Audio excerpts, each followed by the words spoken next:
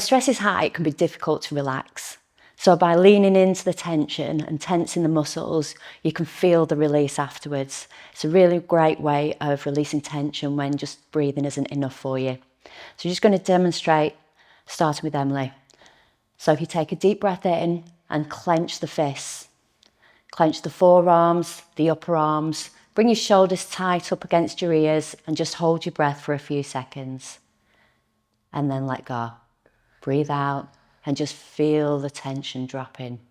And the contrast between the tension and the release is really powerful. And you can just do that a couple more times, just until you feel that frustration, that anger maybe, just relaxing and leaving the body. And just let go.